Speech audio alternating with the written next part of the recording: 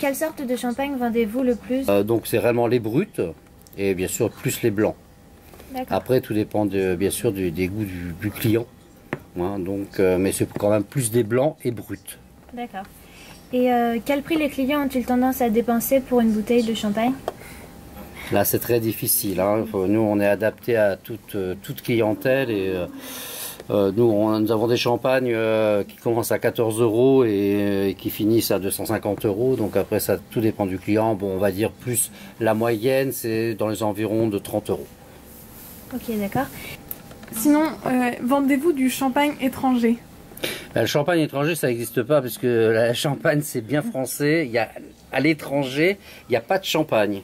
Hein, donc, même si dans le Bordelais, on dit il y a un champagne bordelais, ça n'existe pas.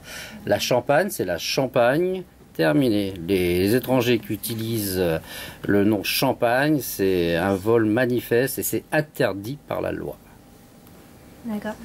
Et y a-t-il un mois ou une période spécialement dédiée au champagne, comme par exemple en janvier? Ben voilà, non, c'est mois de mai. Pourquoi? Parce que vous avez les mariages, les communions, et après au mois de décembre, ben, pour les fêtes de Noël hein, et Nouvel An. Donc ça rejoint le fait que le champagne est quand même... C'est culturellement festif et... D'accord. Aussi, les clients achètent-ils plutôt une seule bouteille de manière ponctuelle ou font-ils leur approvisionnement pour leur cave? Leur achat est-il destiné à leur propre consommation ou plutôt à faire un cadeau? Ben, disons que là c'est toujours pareil donc aux promotions.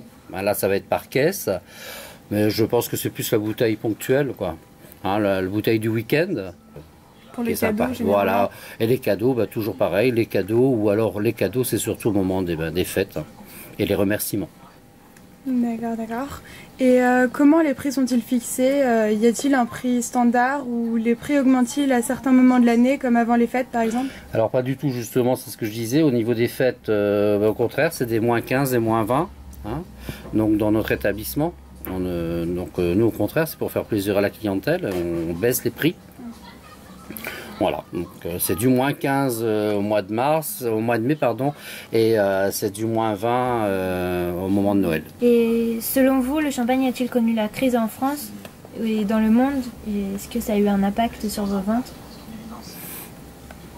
Là, c'est assez difficile à répondre puisque après, bon, mettons en ce moment, si on voit, c'est la clientèle russe donc il y a beaucoup d'exports. Mais bon, même la clientèle russe qui est en France, on boit beaucoup de champagne. Moi, je pense pas qu'il y ait une crise, en fin de compte. Hein, il y a des montées, il y a des baisses.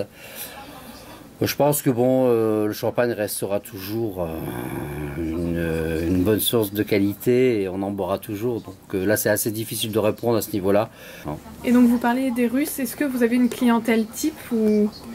Non, parce que ça dépend comme partout. Il y a eu des années, c'était les Iraniens, des autres années, c'est les Russes. Maintenant, je pense que ça va être les Chinois ou le Japon.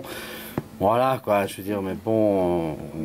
Le champagne reste quand même un produit de luxe. Ce qu'il faut se dire, luxe et festif. D'accord. Donc, quelle part de votre chiffre d'affaires le champagne représente-t-il? Disons que tout dépend du côté festif. Hein. Donc si mettons on prend mois de juin, 6e mois, on va faire mettons 27%. Si on prend décembre, 43%. Donc ça montre bien, il y a le côté vraiment festif du champagne. Très agréable, buvez du champagne.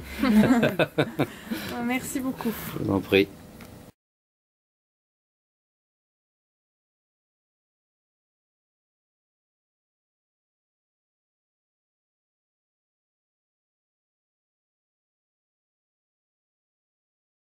Nous aimerions savoir pourquoi le champagne est toujours associé à un produit de luxe et au côté festif. Alors en fait, d'abord, comme je le disais, le champagne étant un vin très limité, puisque la zone de la Champagne est limitée, donc je dirais que la rareté du champagne est un élément du marketing également. Donc qui dit produit rare, dit produit déjà plutôt relativement cher.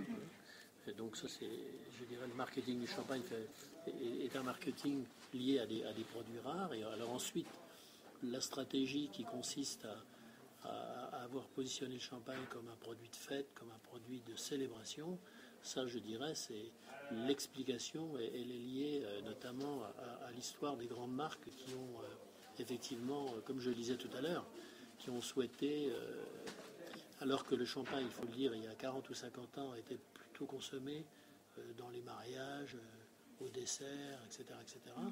Les champenois ont réorienté, disons, la consommation de champagne vers l'apéritif, d'une part, vers les cocktails et effectivement vers la célébration, vers la fête. Donc l'explication, c'est simplement la stratégie des marques, il y a 30 ou 40 ans, qui était donc de repositionner le champagne comme un vin d'apéritif, comme un vin de célébration, et notamment en orientant le champagne vers ce qu'on appelle la qualité brute, c'est-à-dire très peu dosé, donc un petit peu plus agressif, quoi, beaucoup moins de sucre, ce qui est également bon pour la santé. Et donc, et le fait que le champagne en même temps avec les bulles donne l'impression, même si le champagne fait quand même 12 degrés d'alcool, tout le monde a l'impression que le champagne est moins alcoolisé que certains vins. Et ce qui explique probablement la raison pour laquelle également le champagne est la boisson alcoolisée la plus consommée par les femmes. Les femmes consomment du vin, mais je dirais que quand vous regardez la consommation de vin ou d'alcool par les femmes, c'est le champagne qui est le plus consommé par les femmes, et notamment le champagne rosé. Est-ce que le champagne suit l'évolution de l'économie ? Alors on dit que le champagne est un peu le baromètre, comme disent les Américains, c'est the barometer of happiness. Donc c'est vrai que le champagne, il y a une grande corrélation entre la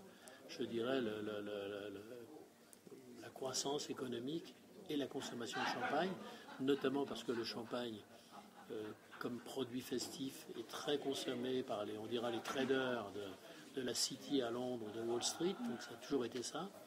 Et il est vrai que quand les affaires économiques ne vont pas très bien, les traders ou les gens qui sont dans ce métier ont plutôt tendance à ne pas consommer de champagne, ce qui fait qu'en période de crise, les ventes, comme ça a été le cas récemment, en 2007-2008, peuvent chuter très vite. Mais quand les affaires commencent à revenir, le champagne repart très vite. Et les champagnes même anticipent un peu les crises. C'est-à-dire que, quelque part, lorsque la consommation de champagne commence à baisser, on peut penser qu'il va y avoir une crise économique. Et quand la consommation de champagne remonte, on peut penser que la crise économique va se terminer. Donc il y a également une anticipation qui est assez intéressante et qui a fait déjà l'objet d'études. Nous étions en période de Saint-Valentin et nous avons vu que le champagne était un des produits phares consommés pendant cette période, enfin pendant ce soir-là, surtout le champagne rosé. Et cette hausse de consommation a surtout été due grâce à un important marketing, notamment sur la forme des bouteilles, la couleur des bouteilles qui incite aux consommateurs à acheter. Est-ce que vous pouvez nous en dire un peu plus ? C'est-à-dire les marques de champagne ont un double intérêt à être très actives dans des périodes comme type Saint-Valentin, parce qu'à la fois le champagne, on dit c'est un peu le vin de la séduction, et comme je le disais, et en même temps le champagne, notamment le champagne rosé, est très consommé par les femmes.